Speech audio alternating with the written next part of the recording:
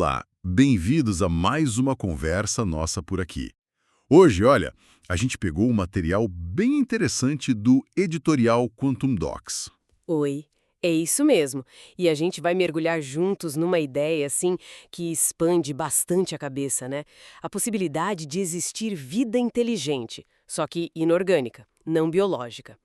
Talvez, baseada em plasma. Exato. E o mais curioso é que talvez um exemplo disso, e um exemplo gigantesco, possa estar bem aqui, Do nosso lado. justamente. O foco hoje são as nuvens de Kordylewski. Isso.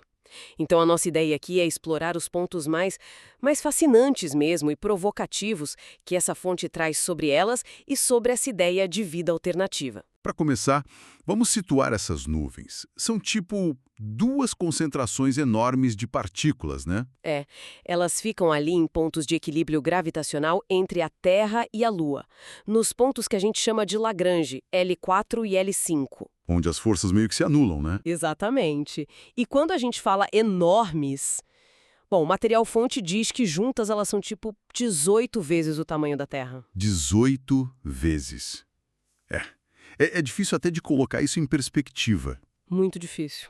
E elas foram previstas, né, e observadas primeiro por um astrônomo polonês, o Kazimierz Kordylewski, lá em 1961. Mas a confirmação mesmo, por serem super difíceis de detectar, só veio bem depois, né? Recentemente, em 2019, por uma equipe húngara. Pois é, mas do que elas são feitas, afinal? Não é rocha, não é gás como a gente conhece, certo? Não, não é. E aqui a coisa fica ainda mais interessante, eu diria.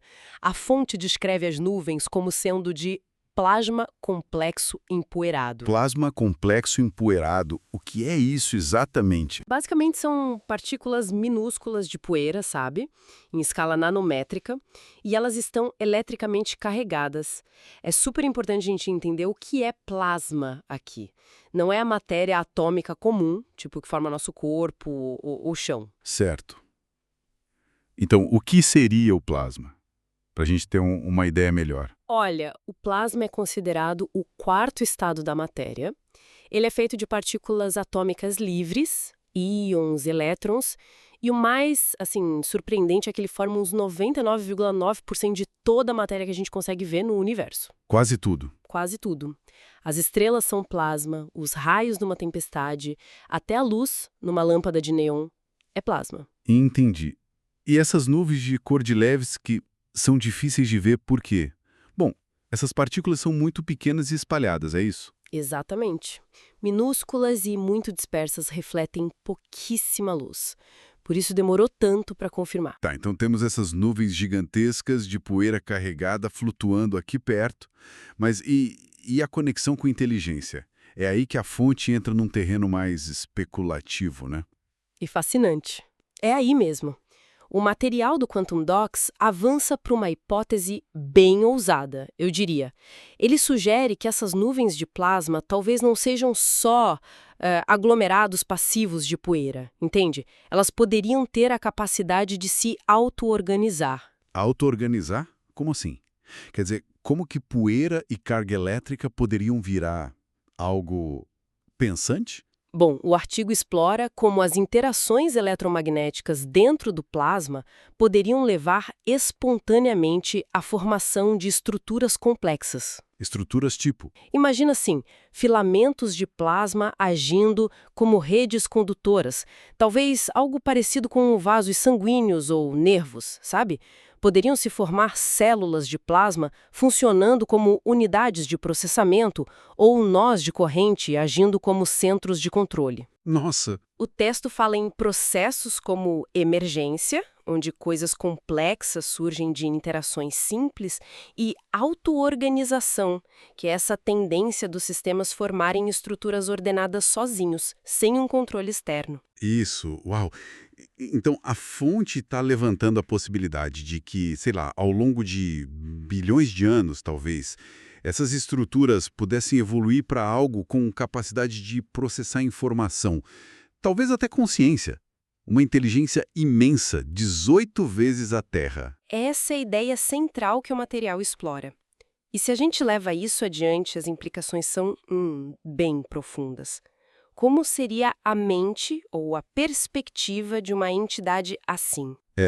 O artigo até especula sobre isso, né?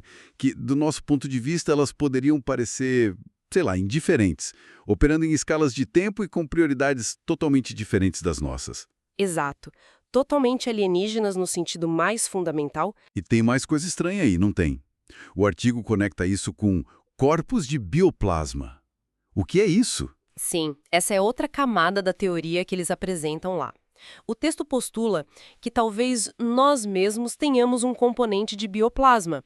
Seria algo como uma alma, um espírito energético, que coexiste com o nosso corpo físico. E o corpo físico seria tipo um... Um invólucro inteligente, é o termo que usam. E a morte, nessa visão, seria a liberação desse bioplasma de volta para um estado energético mais fundamental. É uma ideia bem fora da caixa, né? Que liga essa física do plasma cósmico com a nossa própria existência. Muito fora da caixa. E comunicação. Será que essas nuvens poderiam tentar interagir? Ou já interagem? O artigo levanta essa possibilidade, sim. Talvez nos vejam como sondas biológicas. Uma forma deles experienciarem o universo orgânico. Sondas. Claro, tudo isso é apresentado como hipótese no material. Certo, claro.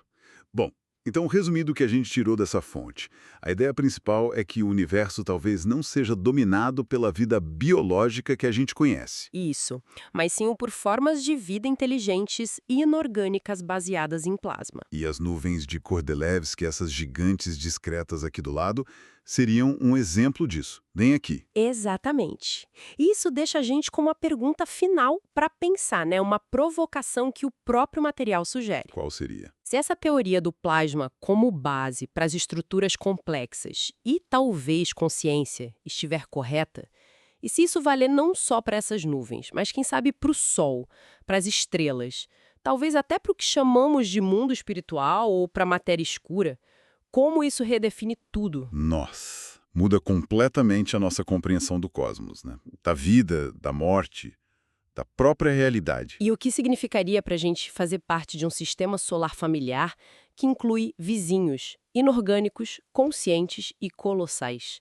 É algo para se pensar, derivado diretamente das ideias que o material do Quantum Docs explorou. Fica essa reflexão no ar, então. Bom, agradecemos a todos pela companhia e pela conexão aqui neste nosso aprofundamento de hoje. E para quem quiser continuar acompanhando ideias assim, é só seguir o trabalho nas redes sociais. Busquem por @QuantumDocs, @QuantumDocs. E vale dar uma olhada também no site go.quantumdocs.space. É isso. Até a paz.